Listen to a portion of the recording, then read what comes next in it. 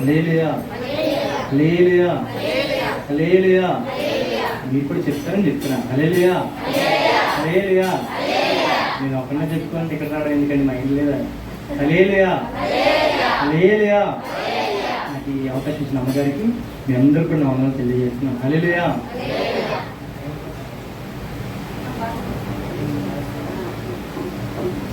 హల్లెలూయా. చాలా విషయాలు చెప్పాలని ఆశ ఉంది, మొదలు పెడతాను. ఎంతవరకు ఎంతవరకు నేను ఓపిక మరి మీకు ఉందా?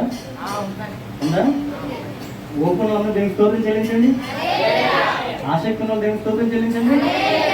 రెండు ఉన్నాయా? మంచిదే. హల్లెలూయా, హల్లెలూయా, హల్లెలూయా. ఇప్పుడు దాకా మనం దేవుని ఏం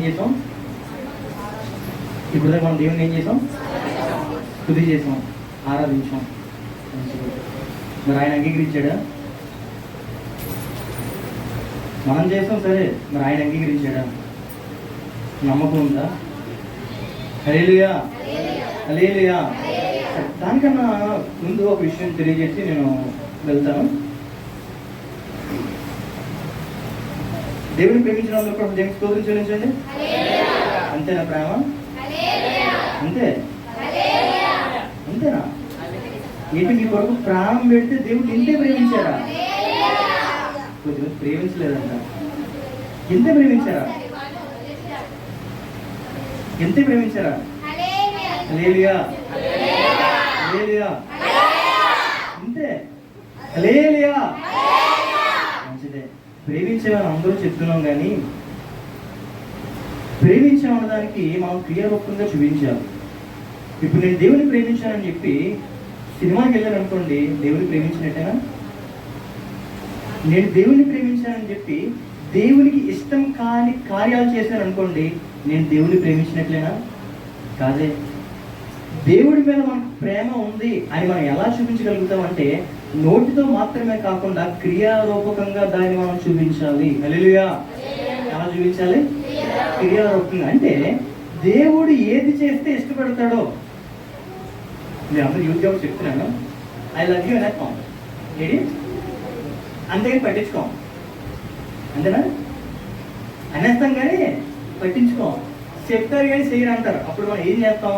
వాళ్ళకి ఏది నచ్చుతుందో, ఏది ఇష్టపడతారో, ఏది వాళ్ళకి ఆకర్షణీయంగా ఉంటుందో అవన్నీ కూడా మనం చేసి వాళ్ళ యొక్క ప్రేమను మనం ఏం చేస్తాం? పొందుకుంటాం. హల్లెలూయా. అంటే వాళ్ళ యొక్క ప్రేమను మనం పొందుకోవాలి అన్నా, లేకపోతే మనం వాళ్ళని ప్రేమిస్తున్నాము అన్నదానికన్నా మనం ఎలా చూపిస్తామంటే క్రియారూపంగా చేస్తాం. అంటే వాళ్ళకి ఏది నచ్చుతుందో అది మనం చేసి, ఇంకో నువ్వంటే నాకు ఇష్టమే, నీ కొరకు నేను ఇన్ని చేశాను అని చెప్పి మనం క్రియారూపకంగా చూపిస్తాం. హల్లెలూయా. మరి దేవుడిని కూడా మనం ప్రేమించామని నేను చాలా చెప్తున్నాం. దేవుడు అంటే నాకు చాలా ఇష్టం అండి.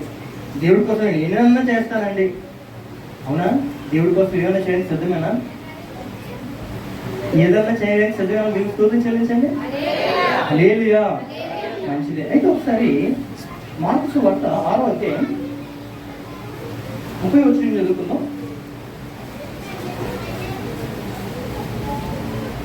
మార్కు సువార్త 6వ అధ్యాయం 30వ వచనం నుండి.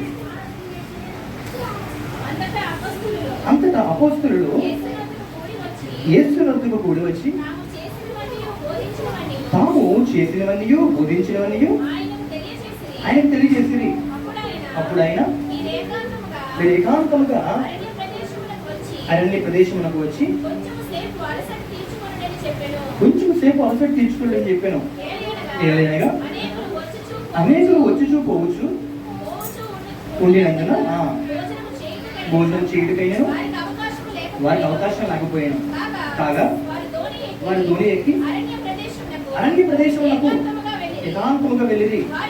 వారు వెళ్ళుచుండగా జనులు చూసి అనేకులు ఆయనను గుర్తెరిగి సకల పట్టణముల నుండి అక్కడికి కాలినడకను పరిగెత్తి వారికంటే ముందుగా వచ్చింది. చాలండి. హల్లెలూయా. ఇక్కడ మనం సంఘటన చదువుకుంటాం. ఏంటి అంటే మీరు చూడండి, చాలా ఇంటికి చదువుకుంది. కానీ ఏంటి అంటే ప్రభువు యేసుక్రీస్తు అపోస్తలులు అంటే వాళ్ళందరూ కూడా ఏం కార్యాలు చేశారు, ఏం స్వస్థతలు జరిగాయి, అన్ని విషయాలు కూడా ప్రభుత్వం చర్చించేవారు. అయితే ఒకనొక రోజున ఏమైందంటే ప్రభువు యేసుక్రీస్తు వాళ్ళు చెప్తున్నాడు, మనం అందరూ ఏకాంతంగా వెళ్దాం. ఎందుకంటే ఇప్పుడు దాకా మనకి సేద తీరడానికి మనకు అవకాశం లేదు. ఎందుకంటే జనాలు అందరూ అంత ఎక్కువగా ప్రభువైన యేసుక్రీస్తు దగ్గరికి వచ్చేవారు. అయితే ఈయన ఏం చెప్పాడు, ఏమంటున్నారంటే మనం అందరూ ఏకాంతముగా వెళదామని చెప్పి ఒక కొండ దగ్గరికి వెళ్దామని ప్రయాణం వెళ్తున్నారు. ఈ వెళ్తా ఉంటుంటే ఏం జరిగింది, ప్రభువైన యేసుక్రీస్తు అక్కడికి రాకముందే ఆయన అక్కడికి వెళ్తున్నాడన్న విషయం తెలుసుకొని, లేకపోతే ఆయన అక్కడ ప్రయాణం చేస్తున్నాడని జనులు చూసి ఆయన కంటే ముందుగా వెళ్ళిపోయారంట అక్కడికి. ఎక్కడికి? కొండ దగ్గరికి. ఎవరికంటే ముందుగా? నాకు ప్రశ్న ఏంటంటే, ప్రయాణం మొదలు పెట్టిన వాడు ముందు వెళ్తాడా? అయ్యో ఆయన వెళ్తున్నాడు అని చూసి ప్రయాణం మొదలు పెట్టినాడు ముందు వెళ్తాడా? అర్థమైందా? ప్రయాణం చేస్తున్న ముందు వెళ్తారా, లేకపోతే ఇంకో ప్రయాణం వెళ్ళిపోతున్నాడు అని చెప్పి చూసి ప్రయాణం మొదలు పెట్టిన ముందు వెళ్తారా? మొదలు పెట్టిన వాళ్ళు ముందు వెళ్తారు. కానీ ఇక్కడ ఏం రాయబడుతుంది తెలుసా, ఆయన కంటే ముందుగా ఆయన వచ్చారట. ఎవరండి? ఎవరికంటే ముందుగా? అదండి ప్రేమను చూపించడం అంటే. అది దేవా నేను నీ కోసం వస్తాను. ఎప్పుడు వస్తాను తెలుసా? నీకంటే అసలు ఆయనకంటే ముందు నీకు వెళ్ళాలి, తర్వాత వెళ్తే పడవదా? ఆయనకంటే ముందు నీకు వెళ్ళాలి, అవసరం ఉందా? ఆయన ఎవరో తెలుసా? రాజు. ఆయన ఎవరండి? రాజు. రాజు కంటే ముందు ఏం చేయాలి తెలుసు? ఇప్పుడు ఉదాహరణకి సీఎం వచ్చాడు అనుకోండి, సీఎం వచ్చి అని చెక్ పెట్టుకుంటాడు, లేకపోతే సీఎం రాకముందు ఏమైనా పనులు చేస్తారు అక్కడ? ఎందుకు?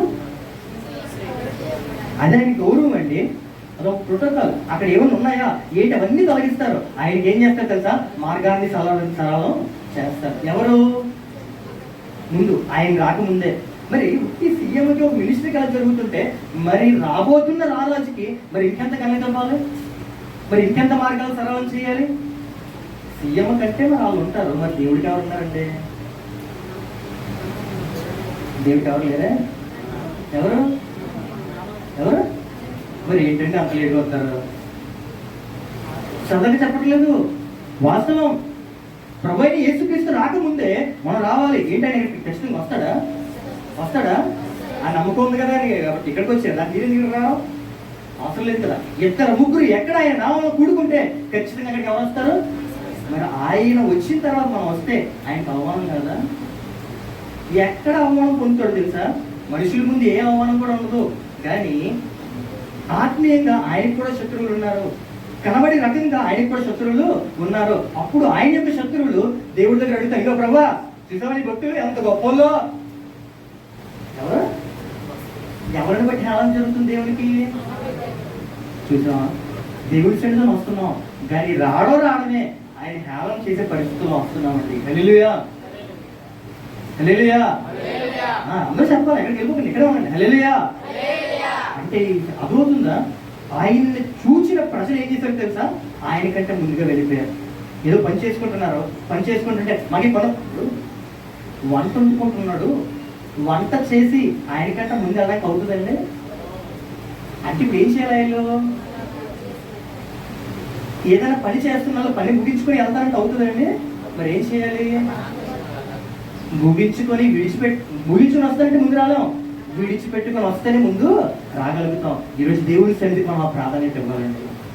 దేవుడికి మనం ఆ ప్రాధాన్యత ఇవ్వాలి. ఒకవేళ దేవుడికి మనం ఆ ప్రాధాన్యత ఇవ్వకపోతే ఆయన మనకి ఏం ఇవ్వగలుగుతాడు? ఏది విత్తితే అదే కోసం. దేవుడికి మనం ఏ ప్రాధాన్యత ఇస్తే అదే ప్రాధాన్యత మనకు కూడా దొరుకుతుంది. కనుక మనం ఏం చేయాలంటే ఆయన కంటే ముందుగా ఆయన సన్నిధిలో మనం ఎప్పుడు కూడా ఉండగలగాలి. హల్లెలూయా, హల్లెలూయా. అది ప్రేమ చూపించడం అంటే. మరి ప్రేమిస్తున్నారా మీరు అందరూ? దేవుడిని ప్రేమిస్తున్నారా? పోనీ ఎక్కడికైనా ప్రేమిద్దామా? మరి ప్రేమించాలంటే ఏం చేయాలి? 7 గంటలకు ప్రార్థన అంటే 8 గంటలకు వచ్చేయాలి, 6 గంటలకు రావాలి. ఎందుకంటే దేవుడు మనకి ఆసక్తిని చూస్తాడు. ముందుగా రావాలి, అన్ని పరిచయం చేయాలి. అంత మాత్రమే కాదు, అమ్మగం రాకపోయినా మోకరించి ప్రభువా నీకు స్తోత్రం, ఈ రోజు నీ సన్నిధి మాకు తోడుగా ఉంచు, నువ్వు మమ్మల్ని నడిపించు, నువ్వు మమ్మల్ని బలపరచు అని చెప్పి మనం అందరూ ఏం చేయాలి తెలుసా?